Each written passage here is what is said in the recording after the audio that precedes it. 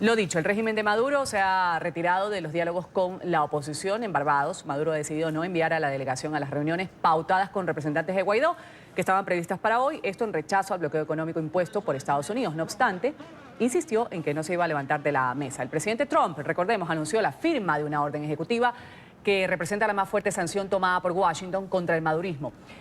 Congela todos los activos que tiene el régimen de Maduro en la Unión Americana. Además, afecta a quienes hayan asistido, patrocinado o proporcionado cualquier tipo de asistencia financiera, material o tecnológica a cualquier individuo que esté incluido en la lista de sancionados por el Departamento del Tesoro. Durante la Conferencia Internacional por la Democracia en Venezuela, el asesor de Seguridad Nacional de Estados Unidos, John Bolton, aseguró que el bloqueo impuesto por la Unión Americana va a funcionar como lo ha hecho en otros países. La dictadura de Maduro está en aviso, tal como lo hicimos contra el gobierno de Noriega en Panamá en 1989, el embargo en Nicaragua en 1985 y la medida de embargo contra Cuba en 1962. Hemos tomado esta acción. En cada una de esas instancias usamos herramientas robustas económicas contra la dictadura que estaba destruyendo su país con corrupción, represión y violencia. Funcionó en Panamá, funcionó en Nicaragua una vez y va a funcionar aquí otra vez, va a funcionar en Venezuela y Cuba. Los Estados Unidos también ha usado medidas similares e incluso más agresivas contra Irán, Corea del Norte y Siria. El presidente Trump continúa estrechando el cerco económico al régimen de Maduro. El nuevo decreto presidencial que congela todos los activos del gobierno de Venezuela es la primera acción de este tipo que se realiza en el hemisferio occidental en 30 años y deja a Venezuela a niveles de bloqueo similares a Corea del Norte, Irán, Siria y Cuba.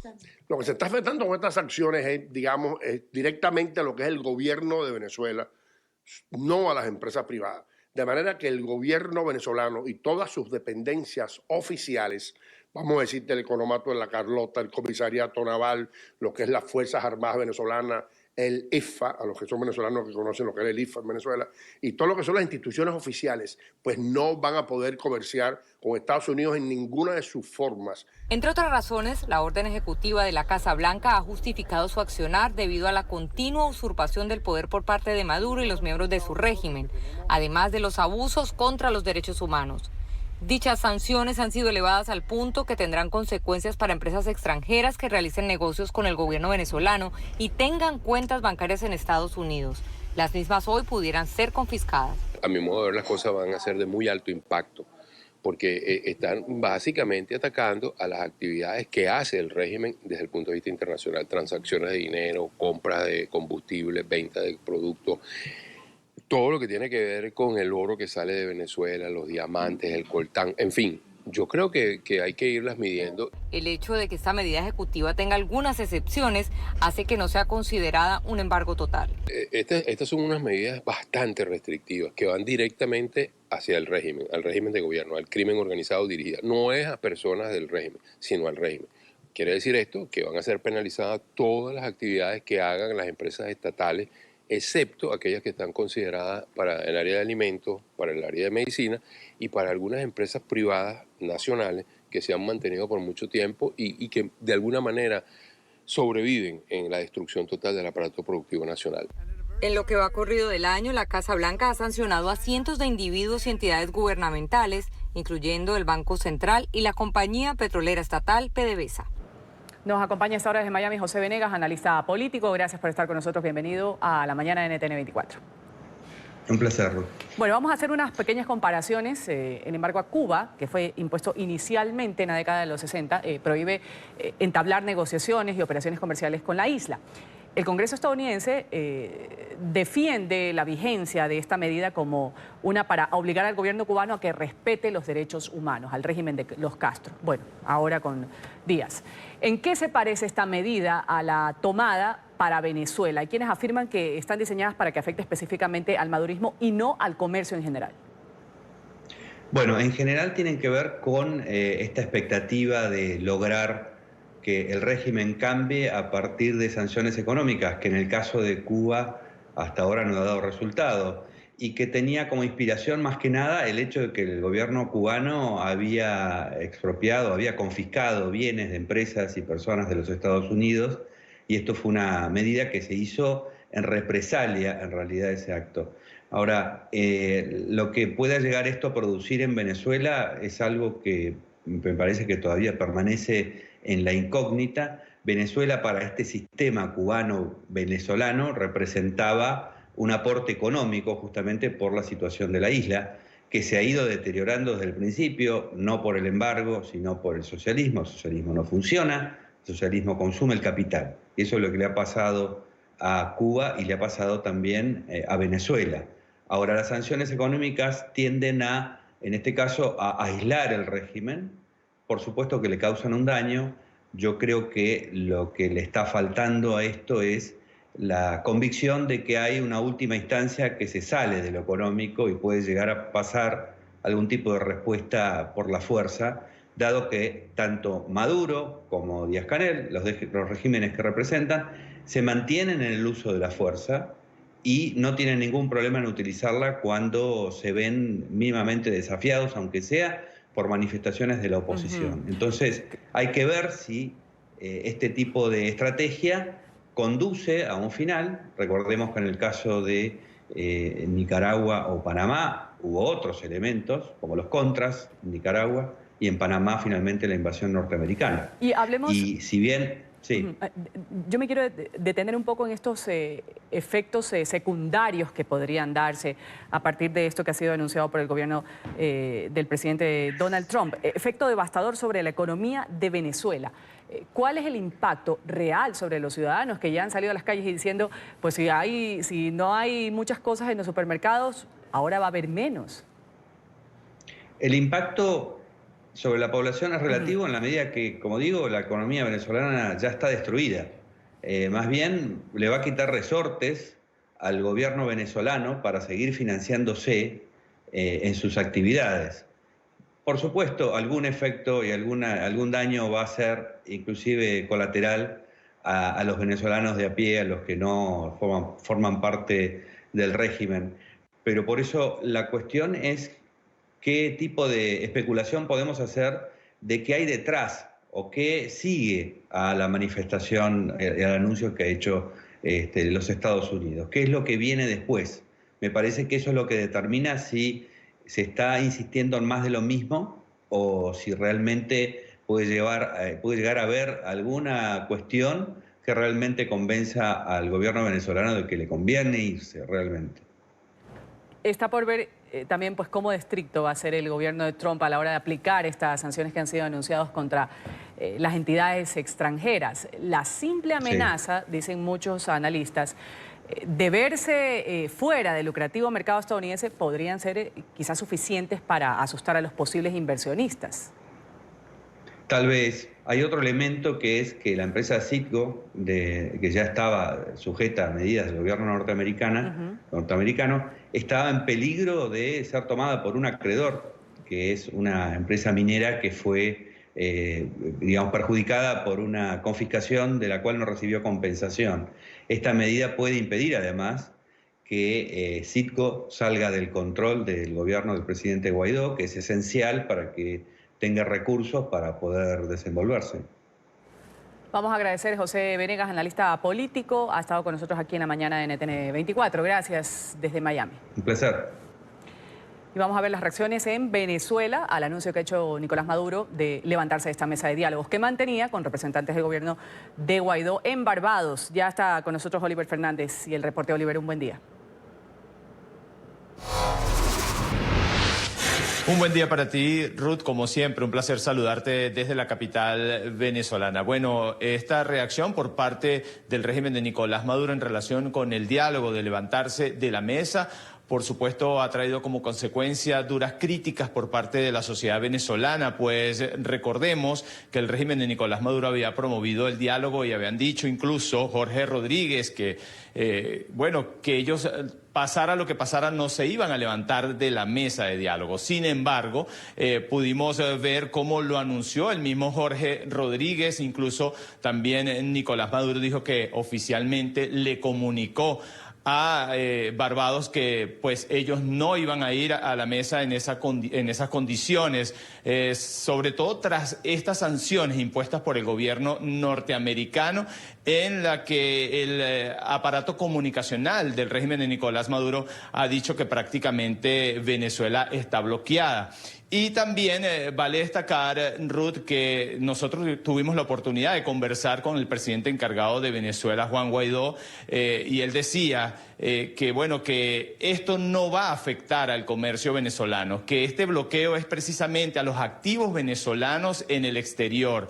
Es decir, esto prácticamente prohíbe al régimen de Nicolás Maduro poder disponer de esos activos. Esto, por supuesto, ha caído muy mal en el régimen de Nicolás Maduro, que se siente prácticamente acorralado. Así lo han dicho algunos expertos, así lo han dicho los diputados de oposición y también los dirigentes políticos de oposición. Esto, por supuesto, también tiene una repercusión en los ciudadanos, quienes, en gran medida algunos ponían como que podía funcionar este diálogo y que se podía llegar, por ejemplo, a unas elecciones libres en Venezuela. Pero Nicolás Maduro ha dicho anoche en el programa Con el Mazo Dando, en una conversación que tuvo con Diosdado Cabello, que ahora viene una ofensiva revolucionaria en contra prácticamente de la oposición venezolana. También ha llamado a la Asamblea Nacional Constituyente a tomar medidas. Y esto, por supuesto, también, Ruth, trae como consecuencia que se puedan generar nuevas persecuciones en Venezuela a los diputados de oposición. Recordemos que ya son 27 los que se han tenido que ir del país y no se descarta, es lo que han dicho también algunos expertos, que puedan venir nuevas órdenes de detención por parte del régimen madurista. Pero vamos a ver el siguiente informe. El presidente venezolano Nicolás Maduro congeló el miércoles el diálogo que mantiene con la oposición para resolver la crisis en su país. Una delegación del gobierno viajaría a Barbados, donde jueves y viernes se llevaría a cabo la cuarta ronda de conversaciones con mediación de Noruega. La decisión de Maduro ocurre luego de que el lunes el gobierno de Donald Trump congelara los activos venezolanos en Estados Unidos. Esta batalla también la vamos a ganar y Venezuela saldrá adelante, airosa, superando agresiones, bloqueos. No han podido ni podrán jamás con Venezuela. Washington encabeza la presión internacional para propiciar la salida de Maduro y el apoyo al opositor Juan Guaidó, jefe del Parlamento, a quien reconoce como gobernante encargado del país petrolero junto con medio centenar de naciones. Lo único que debería estar es concentrado en ver cómo busca justicia y detiene las masacres y la violencia dentro de Estados Unidos. La delegación de la oposición, que ya está en Barbados, exige elecciones, pero Maduro lo descarta y planteaba un acuerdo de convivencia democrática y el levantamiento de sanciones. Las nuevas medidas punitivas fueron criticadas por los gobiernos de Cuba y China, principales apoyos diplomáticos de Maduro junto con Rusia. Ruth, y mientras el régimen de Nicolás Maduro se levanta de esta mesa de negociación, pues los ciudadanos prácticamente amanecen en algunos consulados buscando una visa. Por ejemplo, en el consulado de Chile amaneció hoy abarrotado de personas tratando de buscar una visa de responsabilidad democrática que logre darles la oportunidad en ese país austral de buscar un futuro. También el consulado de Perú y así los diferentes consulados extranjeros en Venezuela tratando de los ciudadanos buscar, por supuesto, una visa para poder marcharse del país. Vale destacar también que se esperan reacciones por parte de la oposición venezolana. Se espera que algunos diputados a la Asamblea Nacional puedan reaccionar ante lo que ha dicho Nicolás Maduro y también Jorge Rodríguez. Sin embargo, recordemos que gran parte de esta delegación de la oposición que viajó a Barbados ya se ha pronunciado a través de su cuenta en Twitter. Por ejemplo, el diputado Stanley González ha dicho que ellos no van a descansar hasta tratar de buscar una solución a esta crisis que mantiene agobiados a los venezolanos y que lamentablemente pues pareciera que no tiene salida, y que ellos van a insistir en todos los mecanismos democráticos para tratar de salir de esta crisis que se vive en esta nación suramericana. Es la información, Ruth, que nosotros podemos aportar a esta hora desde acá, desde la capital venezolana. Volvemos contigo a la mañana de NTN 24.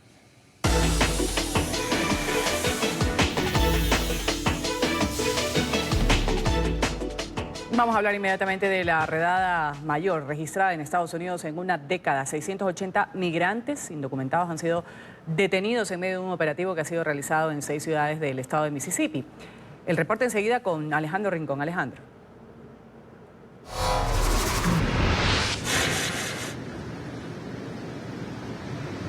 Hola, feliz jueves para todos. El pasado mes de junio, el presidente de los Estados Unidos advirtió a través de Twitter el inicio de una nueva serie de capturas de inmigrantes sin papeles a través de la Unión Americana. En ese momento, el anuncio hizo creer a la opinión pública que era inminente el inicio de esa gran serie de capturas. Sin embargo, no llegó. Pero, aun cuando el anuncio tardó en hacerse efectivo, finalmente hemos llegado a este día en el que en el estado de Mississippi ha tenido lugar esta gran captura de inmigrantes indocumentados. 680 en total, en 7 puntos distribuidos en 6 ciudades del estado, principalmente en áreas donde se encuentran plantas procesadores de carne o plantas avícolas. Allí llegaron en el transcurso de las últimas horas, en el transcurso del miércoles en particular, agentes del Departamento de Seguridad Interior de los Estados Unidos junto con la Agencia de Control de Aduanas y Fronteras de los Estados Unidos, todos ellos respaldados por la Fiscalía Federal del Distrito Sur de Mississippi, con el objetivo de emprender esta aprehensión a gran escala de inmigrantes indocumentados. Este operativo, como ha sucedido en otras oportunidades, está enmarcado en una serie de controversias, no propiamente por el gran número de personas que ha sido capturado, sino por la razón a raíz de la cual estas personas han sido detenidas. Originalmente, de acuerdo con lo previsto por la administración Trump, el objeto de estas redadas de migrantes indocumentadas eran personas con antecedentes criminales. Sin embargo, organizaciones defensoras de los inmigrantes han denunciado en las últimas horas que entre los capturados hay personas que llevan viviendo en los Estados Unidos por varios años, incluso décadas, y que no tienen antecedentes criminales. En defensa o en respuesta a esta circunstancia en particular, las autoridades migratorias, en particular la policía migratoria ICE, ha asegurado que todas las personas que han sido capturadas tienen algún nivel de procesamiento civil o criminal y han permanecido firmes en defender esta operación, que ha sido calificada por ellos como la más grande de su tipo.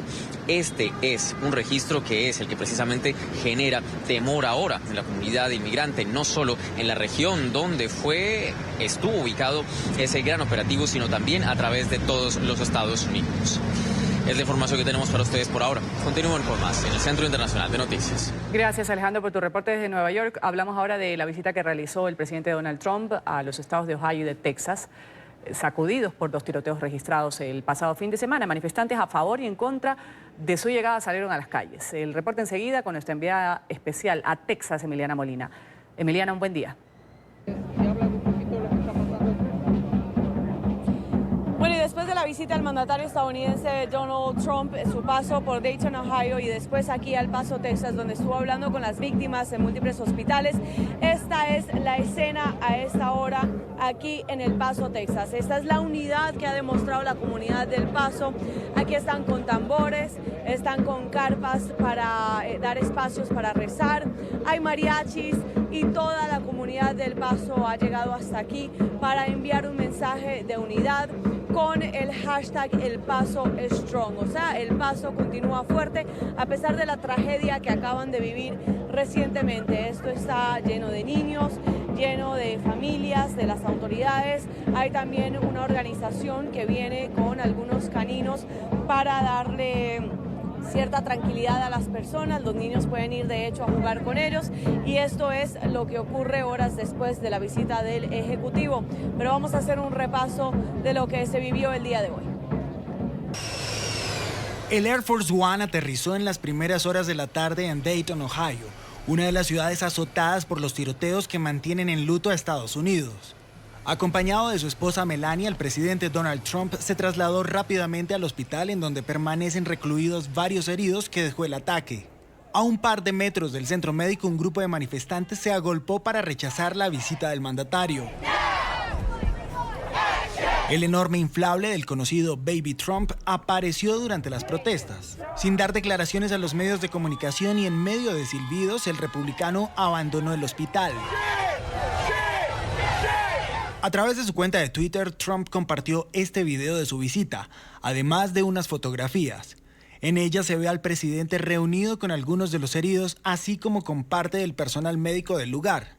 Horas después, ya en la ciudad de El Paso, en el estado de Texas, la situación fue la misma para el mandatario. Más protestas en rechazo a su visita. No debe de estar aquí porque él nos está llamando rateros, violadores, y con sus palabras ha provocado todo esto. Vinieron a ensuciar nuestra ciudad. Además, el precandidato demócrata Beto O'Rourke aprovechó para unirse a las movilizaciones contra Trump. Vivimos en un país que no es seguro, que se niega a aprobar leyes para poner fin a la violencia armada en Estados Unidos. Vivimos en un país donde tenemos un presidente que demoniza a comunidades como esta, que denigra a los inmigrantes. Antes de iniciar la visita por Ohio y Texas, el presidente estadounidense anunció que considera fortalecer la verificación de antecedentes de los compradores de armas en la Unión Americana, con el objetivo de evitar eventuales atentados terroristas.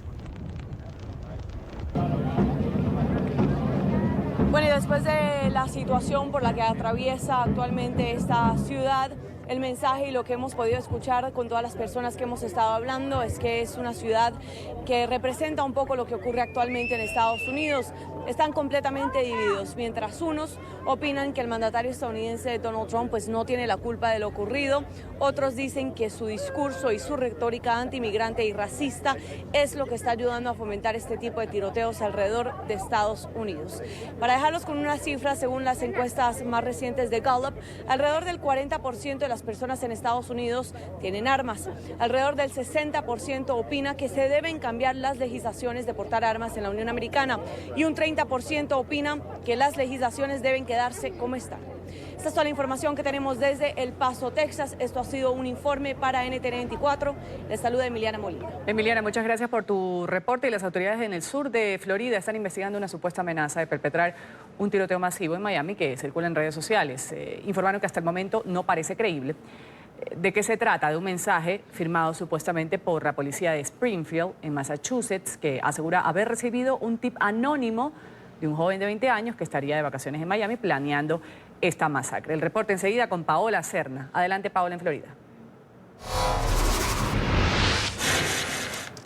Hola, ¿qué tal? Buenos días. Pues bien, este mensaje sobre un supuesto tiroteo en Miami ha comenzado a ser compartido en las redes sociales. Sin embargo, la policía del condado Miami-Dade asegura que se trata de una información falsa. El mensaje presuntamente vendría de la policía de Springfield, Massachusetts, y según dice el anuncio, pues una fuente anónima habría dicho que un joven que viajó a Miami estaría pensando en realizar un tiroteo. Esto, por supuesto, también fue desmentido por parte del Departamento de Seguridad Nacional, que aseguran que se trata de una información falsa. Hace pocos días también un hombre fue detenido después de llamar a amenazar aquí en el estado de la Florida a una tienda Walmart, una de las mismas tiendas donde se llevó a cabo la masacre del Paso, Texas. Este hombre fue detenido, su madre trabajaba en esas instalaciones y también pues enfrenta cargos por llamar a amenazar de realizar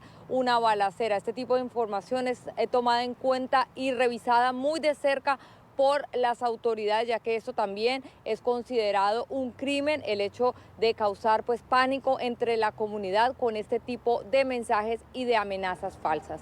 Es la información que por ahora generamos desde Miami. Soy Paola Serna. Continúen con más desde nuestros estudios centrales. Muy buenos días. Un buen día. Sigamos antes del corte comercial. Este domingo los guatemaltecos van a acudir a las urnas para elegir al sucesor del presidente Jimmy Morales para el periodo 2020-2024, en medio de una campaña dominada por el descontento hacia los dos candidatos que llegaron a la segunda vuelta, la socialdemócrata y ex primera dama Sandra Torres, también el aspirante de centro derecha Alejandro Yamatei. Ellos aspiran a ser los presidentes o el presidente o la presidenta de Guatemala en una segunda vuelta. Yamatei ha propuesto resucitar esto de la pena de muerte para autores de crímenes. En Argentina se cerraron las campañas para las elecciones primarias que se van a llevar a cabo este día domingo. Los comicios son un termómetro para estas votaciones presidenciales que se van a realizar en el mes de octubre. Ahí se va a definir qué partidos políticos podrán presentarse y las listas que va a tener cada uno. Aunque los candidatos a la presidencia ya están definidos de antemano, los votantes van a emitir su sufragio para manifestar su adhesión, porque no van a competir contra ningún rival interno. Los partidos deben conseguir el 1.5% de los votos emitidos para poder presentarse el 27 de octubre. Al menos 33.8 millones de ciudadanos están habilitados para dirigirse a las urnas.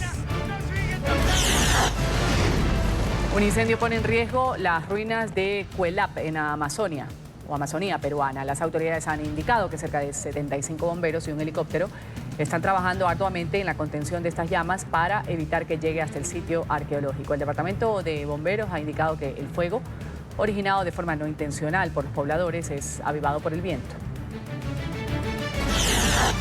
Un soldado israelí de 18 años fue encontrado muerto en Cisjordania. El uniformado habría sido asesinado en un ataque con cuchillo. El primer ministro Benjamin Netanyahu ha calificado como un ataque terrorista el homicidio del joven militar. El cadáver fue hallado entre las ciudades de Belén y Hebrón, escenario recurrente de incidentes entre ciudadanos palestinos y la policía de Israel.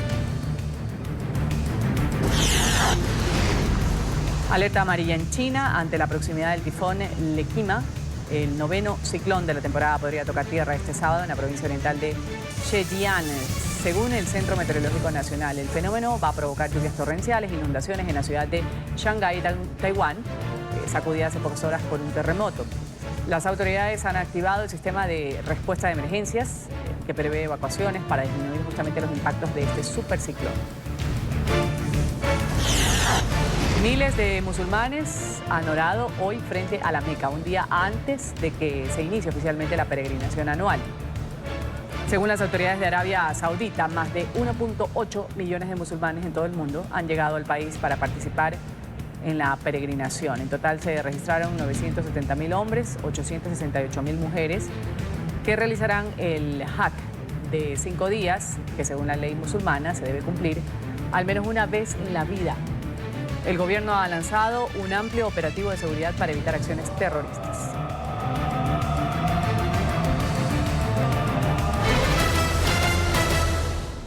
Vamos a hablar inmediatamente de movimientos que se generan en el mundo para defender una lucha por los derechos de las personas. En este caso vamos a citar a personas obesas.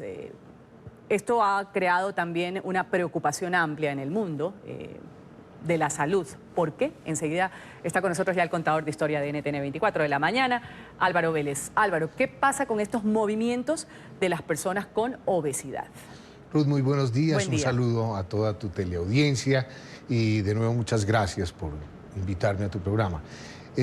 Mira, está sucediendo que cada vez se fortalecen más estos movimientos que existen ya desde los años 60, pero en los últimos años han venido teniendo mucho mayor auge. ¿Y qué piden estos movimientos? Piden respeto, piden que no sean discriminados laboralmente. Por su físico.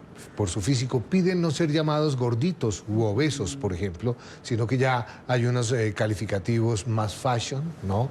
Los vemos cada vez más en las pasarelas, los vemos en Instagram, los vemos en Facebook, como un movimiento muy empoderado y muy de moda.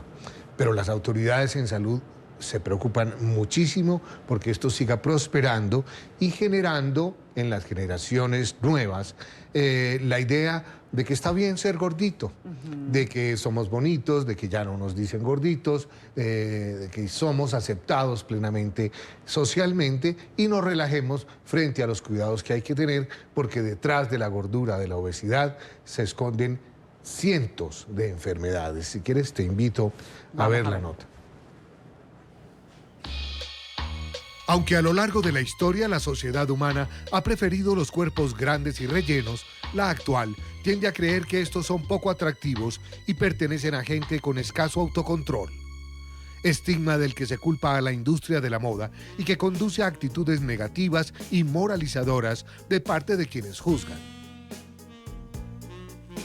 En la historia antigua y reciente, los cuerpos rellenos representaban éxito, generosidad, belleza, fertilidad y hasta riqueza.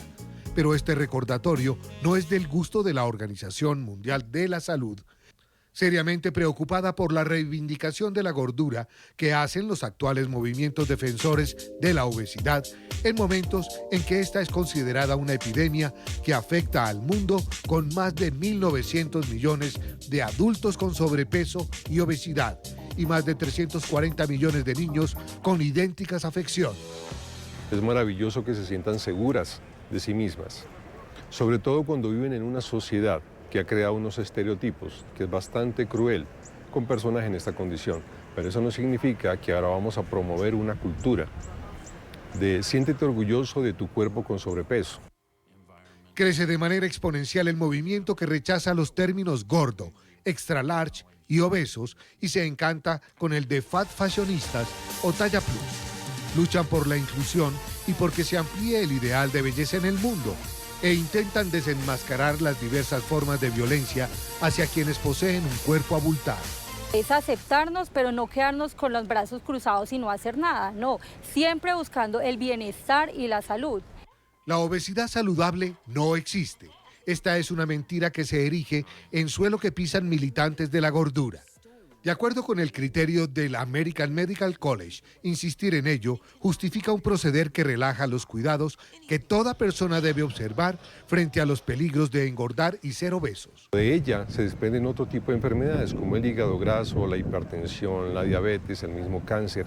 Especialistas de 25 países reunidos por la OMS sentencian que si las formas de vida no cambian y no cesa la defensa y justificación de la gordura, crecerá la ya considerable cifra mundial de 3 millones de muertes al año por obesidad.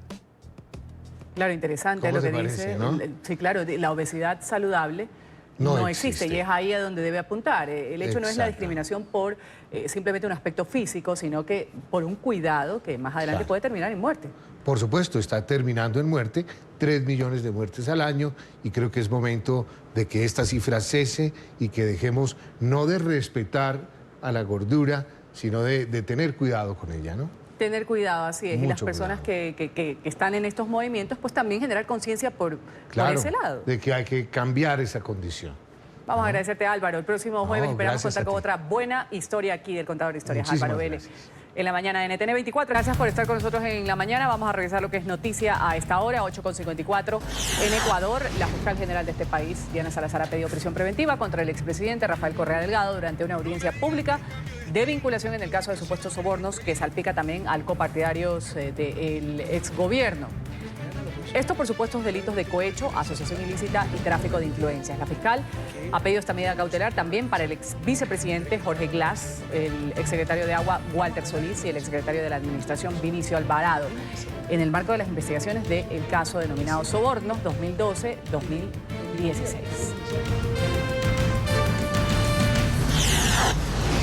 Estados Unidos ha sido escenario de la mayor redada registrada en una década. Las autoridades migratorias arrestaron a 680 migrantes indocumentados en 6 ciudades del estado de Mississippi. Los operativos se llevaron a cabo en procesadoras de alimentos. Los detenidos van a pasar ahora a custodia de ICE, que va a decidir si los traslada a un centro de detención hasta que sean deportados a sus países de origen o si por el contrario los pone en libertad mientras las cortes deciden si deben quedarse o no en la Unión Americana.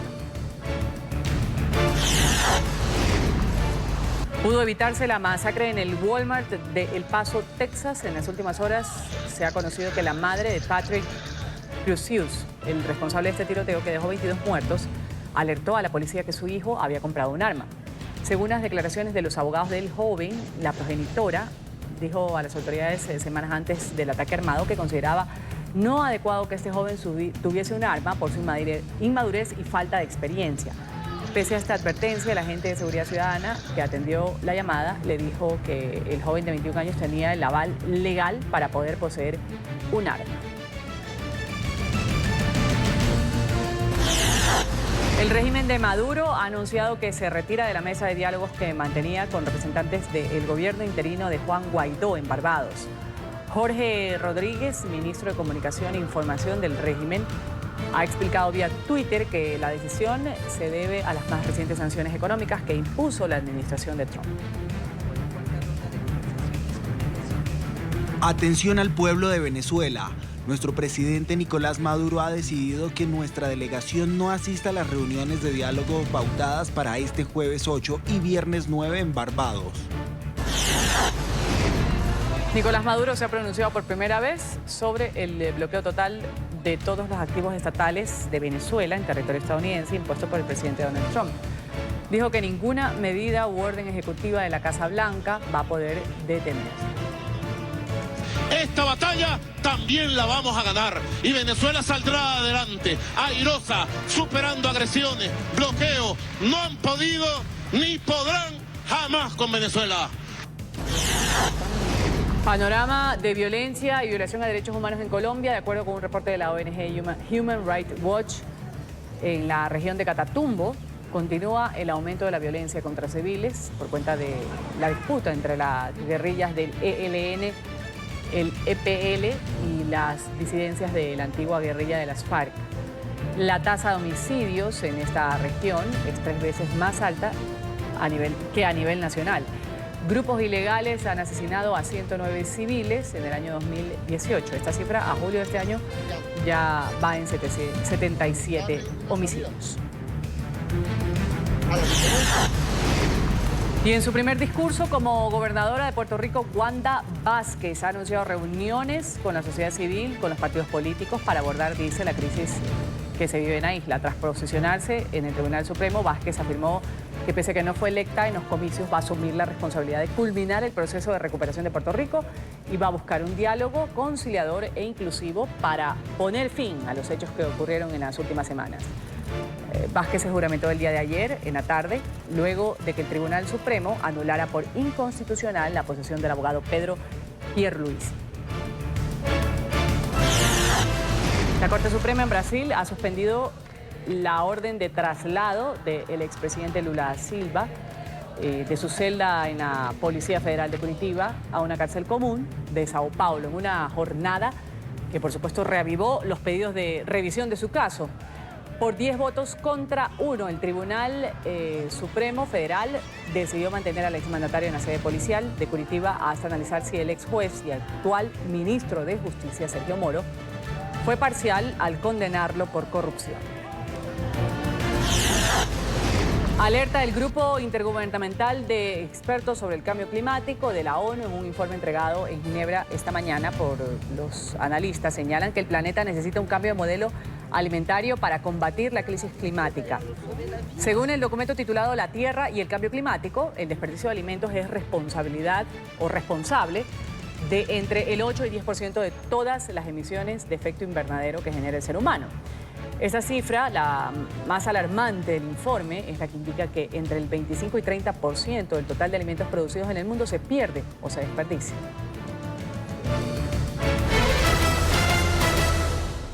Las masacres de este fin de semana ocurridas en Estados Unidos también hacen eco en Europa por Alemania. Vuelve ya el debate por la venta de armamento. El país tiene una de las mayores tasas de posesión de armas, pero una de las más bajas con respecto a violencia armada. Juliana González, analista de nuestra cadena aliada Deutsche Welle, nos cuenta más. Adelante, Juliana. Buen día. Hola Ruth, un muy buen día para ti este jueves y a todos los televidentes de la mañana. En realidad, una de las explicaciones sobre esta baja tasa de homicidios cometidos con armas de fuego tiene que ver con la legislación alemana. Es considerada una de las más estrictas del mundo y es así como no se permite que los menores de edad tengan acceso a las armas y los adultos jóvenes, es decir, hasta los 25 años, que quieran tener un arma, deben presentar primero pruebas psicológicas y cualquier otro portador de armas o propietario de armas debe presentar pruebas de por qué necesitan portar armas, con lo cual, por supuesto, el grupo de personas se reduce a los cazadores, a los deportistas de tiro al blanco o a personal de seguridad, ya que en esto Alemania es bastante estricta frente al monopolio de violencia que debe ser ejercido solamente por el Estado. Además, las personas deben presentar certificados de manejo de armas. Y otro asunto, Ruth, que dificulta el acceso a las armas es que por la ley los propietarios deben tenerlas muy bien guardadas bajo llave y no permitir el acceso a terceros. Esto a raíz de las masacres que hubo en el año 2002 y 2009 cuando un joven tuvo acceso a las armas de su padre. Y sin embargo, las autoridades alemanas se enfrentan a 3 grandes retos todavía que escapan a las leyes. El primero es el tráfico de armas provenientes de los Balcanes. El segundo es un dato curioso y es la conversión de armas decorativas que las convierten en armas letales. Y el tercero es la compraventa ilegal en la red oscura o Darknet. Y bueno, Ruth, yo con esta información me despido desde Berlín y volvemos la próxima semana con más temas europeos. Hola, ¿qué tal? Bienvenidos a la información deportiva en la mañana de NTN 24. Colombia y Zipaquirá estuvieron de fiesta tras la llegada del campeón del Tour de Francia, Egan Bernal. En un masivo recibimiento, Egan le entregó la camiseta amarilla que lo otorga como campeón a su tierra natal. En entrevista exclusiva con nuestro canal aliado de Colombia, RCN, nuestro compañero Ricardo Henao Calderón conversó con el primer campeón latinoamericano del Tour de Francia. Bueno, Egan, quisiera que nos hablara primero como de la fiesta, de lo que fue para usted este día. Bueno, fue un día muy especial para mí, un día muy bonito. Estaba esperando esto desde que acabé el Tour de Francia. Desde que acabé el Tour de Francia no veía la hora de ya estar en Colombia, de hacer este reconocimiento a la gente de mi país, a la gente de Zipaquirá, así que yo creo que va a ser un día que no voy a poder olvidar. Esa plaza estaba llena, estaba amarilla, estaba emocionada. ¿Cómo la sintió? Increíble, increíble. La verdad, entrar a la plaza ahí y subirme al escenario y ver que estaba totalmente llena, fue algo muy bonito, especial. Y ver que sus paisanos le cantan Egan, Egan, campeón, sí. campeón. Eso debe ser muy motivante y sobre todo debe tocar mucho la fibra. Claro. Pero la verdad que cuando están ahí y empiezan a gritar eso, yo digo, pero... O sea, yo estaba como que no soy consciente de lo que he logrado con lo del Tour de Francia, entonces a mí incluso me da un poco de vergüenza, pero o sea, estar ahí, que toda la gente estuviera ahí gritando Egan, yo no sé qué, pero está chévere. Sí, yo le iba a preguntar eso, ¿ya asimiló realmente lo que ganó, la importancia de lo que ganó? Usted decía, yo voy a necesitar unos días como para despertar de esto, ya está despertando. Ya estoy en esos días, ya cuando uno llega a la casa, está tranquilo, cierra la puerta y uno está solo, la verdad que empieza como a asimilar todo lo que ha vivido, todo lo que ha pasado. Y hoy con este evento que la federación me hizo, la verdad que empiezo a darme cuenta de lo importante que fue esto para el país. ¿Qué siente que está cambiando en su vida hoy? Bueno, mi entorno, yo creo que mi entorno, mira...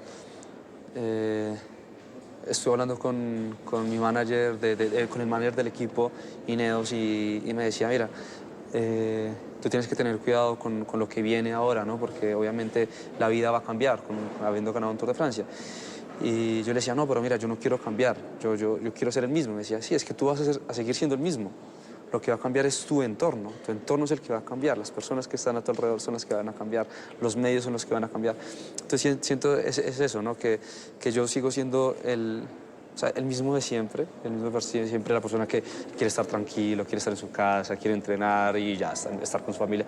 Pero claro, los medios son los que están cambiando y quieren estar ahí. Entonces es como un cambio en mi vida. Pero bueno, espero disfrutarlo de la mejor forma y hacerlo lo mejor posible. Claro, y es entendible en los medios, porque dice, venga, es que ya es Egan, pero Egan el campeón del Tour de Francia. Sí, obvio. Digamos que justo estaba hablando en otra entrevista y les decía que gracias a ustedes, gracias a los medios, es que las personas de acá de Colombia se dan cuenta de lo que nosotros estamos haciendo allá al otro lado del mundo.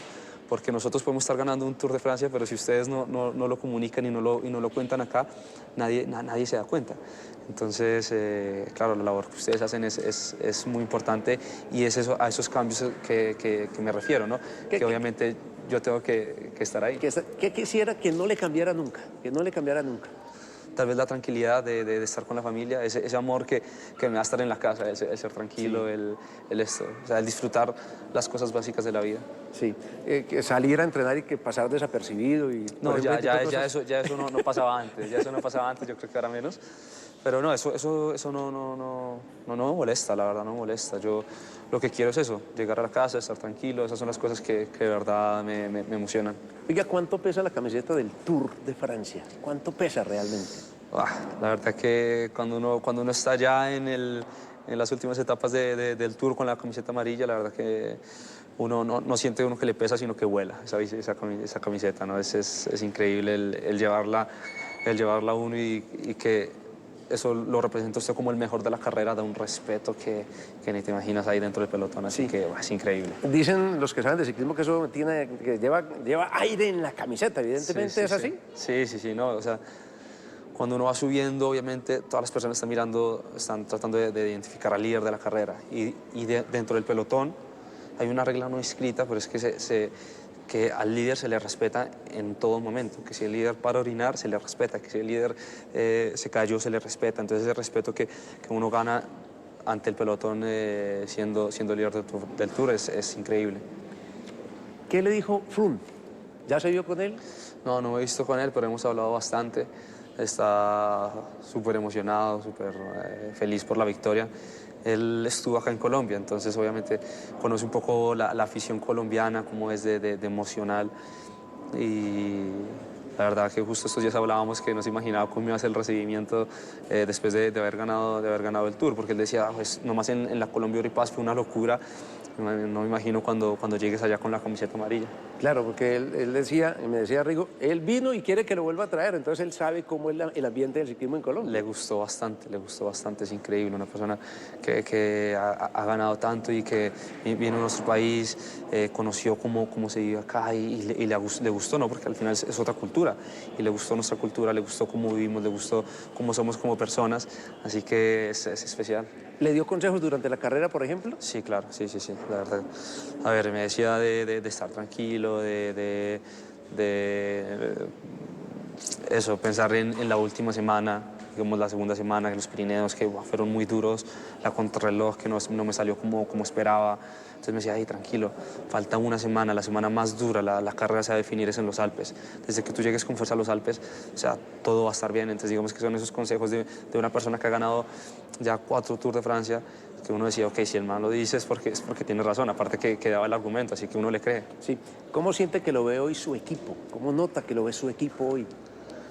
Bueno, yo creo que como un líder. Antes del Tour era un buen corredor que había ganado París-Niza, Suiza, carreras muy importantes y prestigiosas, pero no el Tour de Francia. Entonces ahora gano el Tour de Francia y digamos que creo que automáticamente me convierto en otro líder del equipo. Entonces es especial. ¿Y es especial saber que hay 3 líderes en ese equipo?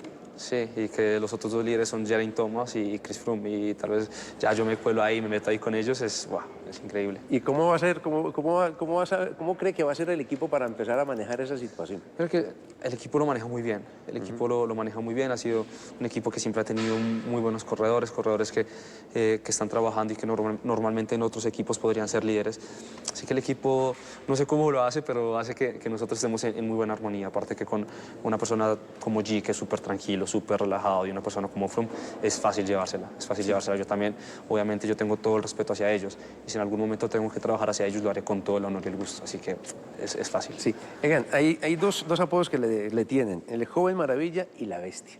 ¿Con cuál se identifica más? Bueno, no sé, la verdad no podría escoger alguno. La bestia salió hace ya bastante tiempo cuando me hicieron una prueba de esfuerzo, y el joven maravilla creo que lo puso Sábato, pero bueno, no podría escoger uno de esos si le soy sincero. Pero que los compañeros del pelotón le digan, no, la bestia, es porque de verdad dicen, este man es imposible. Sí, por ahí a veces, pero es que lo dicen es molestando, ¿no? Porque el apodo tampoco es que sea tan bonito que digamos.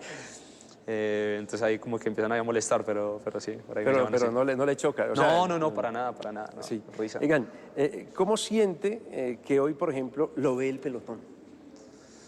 Tal vez lo que le digo, tal vez con un poquito más de respeto, después de terminar el Tour. Estuve en unos criterium en Bélgica y Holanda, después en España estuve en una carrera súper importante de un día, y el ver que personas, o sea, ciclistas muy importantes, con mucha experiencia, que en el ciclismo cuenta mucho la experiencia, se acercan a uno y le dicen, hey, felicitaciones, con todo el respeto hacia usted, yo no sé qué, es muy importante. Yo creo que con un poquito más de respeto. Sí, me gustaría que me contara sobre el detalle de la bendición. O sea, fue una de las imágenes más importantes del Tour, increíblemente. Sí. ¿Cuándo nació? ¿Cómo es? Bueno, una vez mi hermanito estaba... Era más pequeñito, yo creo que tenía 19 años, iba para Italia, yo vivía en Italia, entonces yo iba y venía, pero la mayoría del tiempo estaba en Italia. Entonces una de esas veces estuve acá solamente por 2 semanas y tampoco pude compartir mucho con él, y yo con él tengo una relación muy unida. él era más pequeñito y cuando me iba a ir se puso a llorar y no quería que me fuera.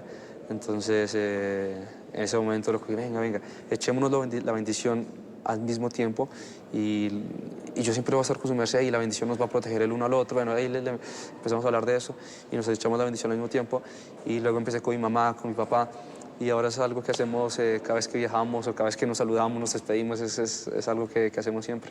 Falta mucho porque a usted le queda mucho ciclismo, pero cuando acabe el ciclismo ya sabe dónde puede seguir. Eso, ojalá. Muchas gracias. Bueno, Egan. Todo bien.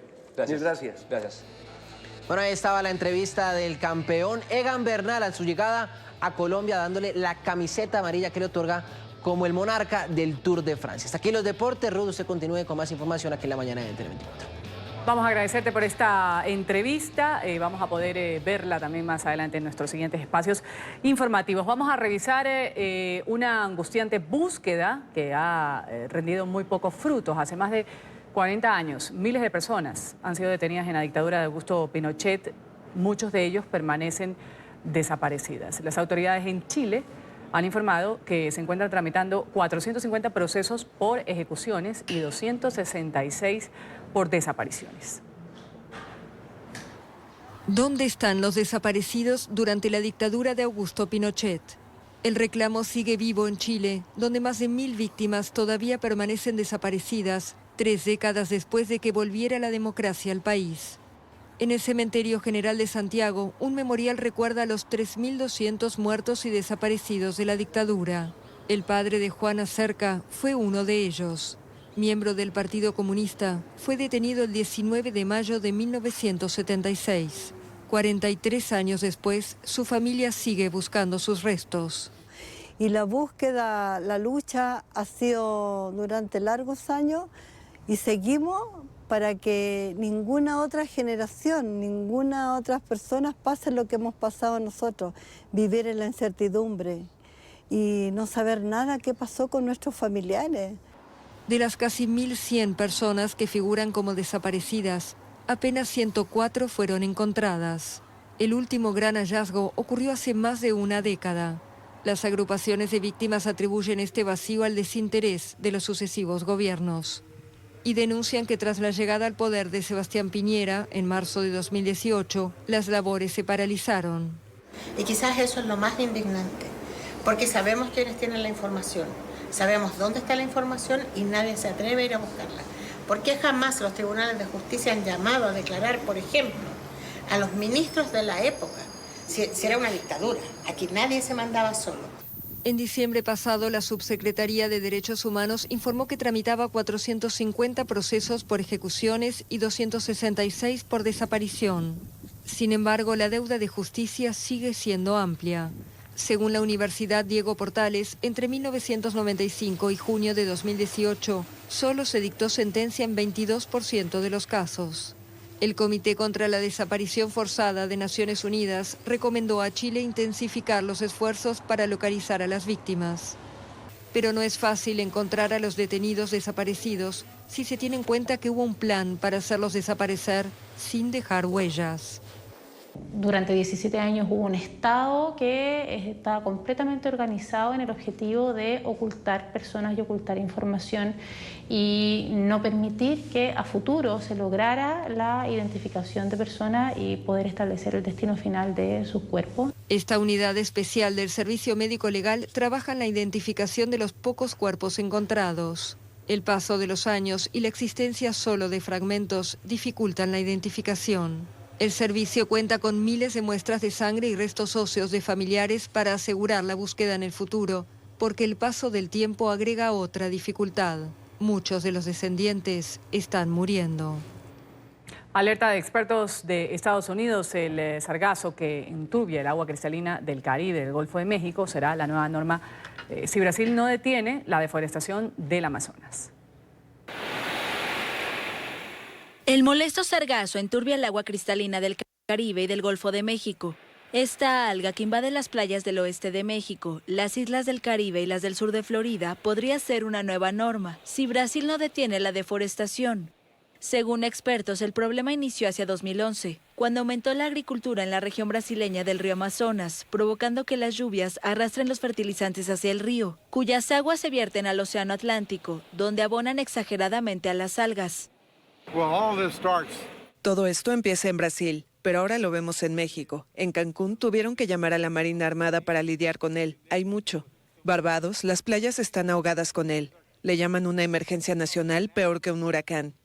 Vemos grandes cantidades de él aquí en Miami Beach y tendremos que hacer algo con él también. El agua parece de río Barroso y el olor del alga podrida satura el aire.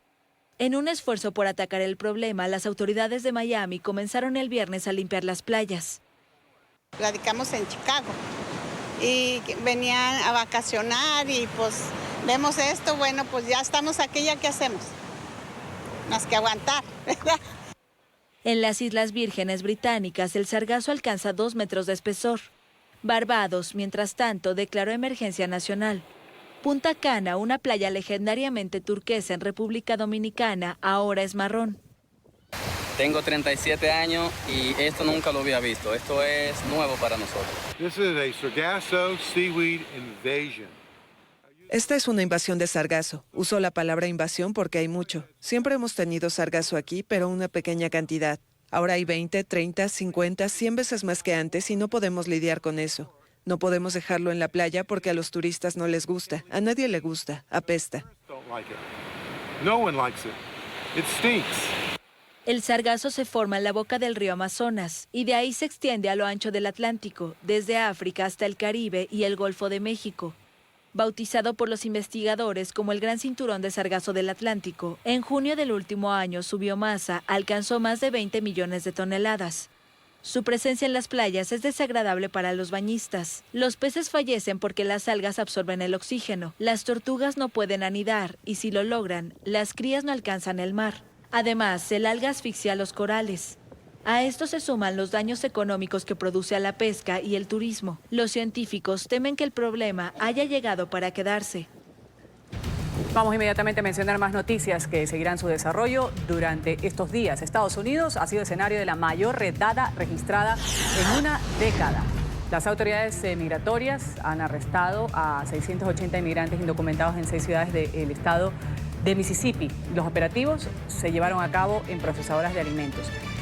Los detenidos van a pasar ahora a custodia de ICE. Ellos van a decidir si los trasladan a un centro de detención hasta que sean deportados a sus países de origen o si por el contrario los ponen en libertad mientras las cortes deciden si deben quedarse o no en la Unión Americana. El régimen de Maduro ya ha anunciado que se levanta de la mesa de los diálogos que mantenía con representantes del gobierno interino de Juan Guaidó en Barbados. Ha argumentado que la decisión se debe a las sanciones recientes, sanciones económicas que impuso la administración de Trump, que bloqueó totalmente los activos estatales de Venezuela en territorio estadounidense. La fiscal general de Ecuador, Diana Salazar, ha pedido prisión preventiva contra el expresidente Rafael Correa durante una audiencia pública de vinculación en el caso de supuestos sobornos que salpican también a copartidarios del exgobierno. Esto por supuestos delitos de cohecho, asociación ilícita y tráfico de influencias. La fiscal ha pedido la misma medida cautelar para el ex vicepresidente Jorge Glass, que está preso, el exsecretario de Agua Walter Solís y el exsecretario de la Administración Vinicio Alvarado. Esto en el marco de las investigaciones del caso denominado Sobornos 2012-2016. En su primer discurso como gobernadora de Puerto Rico, Wanda Vázquez ha anunciado reuniones con la sociedad civil, con partidos políticos, para abordar, según ha dicho, la crisis que vive la isla. Tras posesionarse en el Tribunal Supremo, Vázquez afirmó que pese a que no fue electa en comicios, va a asumir la responsabilidad de culminar el proceso de recuperación de Puerto Rico y buscar un diálogo conciliador e inclusivo para poner fin a los hechos perpetrados en las últimas semanas. Vázquez se juramentó el día de ayer, luego de que el Tribunal Supremo anulara por inconstitucional la posición del abogado Pedro Pierluisi.